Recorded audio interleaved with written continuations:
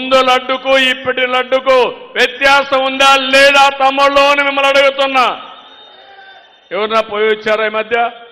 పోయినోడు చేలు పైకెత్తండి. వ్యత్యాసం ఉందా లేదా? అలాంటి పవిత్రత కోసం నేను పనిచేస్తా ఉంటే ఆ రోజు నక్సలైట్ చేసినట్టు హిట్ అండ్ గో. నాకు పెద్ద మీ సమస్యలు వీళ్ళు చేసిన తప్పుల్ని పరిష్కారం చేయడం ఒక సమస్య, వీళ్ళని ఎదుర్కోవడం ఇంకో సమస్య. వీళ్ళు పని చేయరు, తప్పుంటే చెప్పరు, సద్విమర్శ చేస్తే నేను కరెక్ట్ చేసుకుంటా, అది చేయరు. కానీ రోడ్డు మీదకి వచ్చి నిన్న చూస్తే గుంటూరు నుంచి విజయవాడకు పోవాలంటే 6 గంటలు రోడ్లో ఇంకెవరు పోవడానికి వీలు లేదు. అంత మునుపు మీరు చూస్తే రోడ్డు మీద పోతూ పోతూ వాళ్ళ కారు కింద ఒకడు చనిపోతే, సింగయ్య చనిపోతే తిరిగి ప్రభుత్వం హత్య అని చెప్తారు.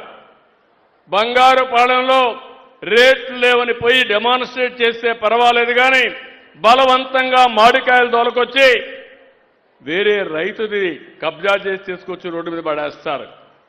అంటే రౌడీయిజం, గూండాయిజం.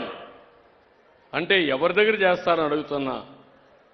అదే మరి రోడ్డంతా బ్లాక్ చేయడం, గొడవలు చేయడం, ఏదో బలం ఉందని నిరూపించుకోవడం. బల ప్రదర్శన నిరూపించుకోవాల్సింది ఎన్నికల సమయంలో. మిగిలిన సమయంలో ప్రజలకు సేవ చేయడంలో ఏదైనా కానీ తప్పులు చేస్తే చెప్పడంలో మీరు ముందుకు రండి. కానీ తప్పుడు విధానాల ద్వారా వస్తే మాత్రం ఈ ప్రభుత్వం క్లియర్గా ఉండాలనా లేదా తమ్ముళ్ళు అని అడుగుతున్నా మిమ్మల్ని అందరినీ. మీ ప్రాణాలకు రక్షణ అవసరం లేదా అని అడుగుతున్నా. మీ ఆస్తులకు భద్రత ఉండాలా లేదా అని అడుగుతున్నా.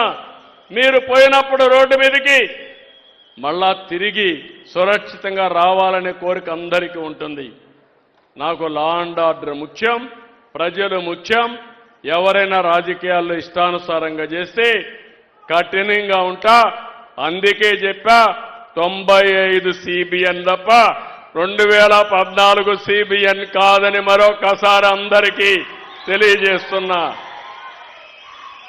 ఆ రోజు ఆ విధంగా పనిచేశాను కాబట్టి ఈరోజు హైదరాబాద్ ప్రపంచంలో నెంబర్ 1 అయింది. అవునా కాదా? ఎవరు చేశారు హైదరాబాద్ని? నేనే ఫౌండేషన్ వేశా.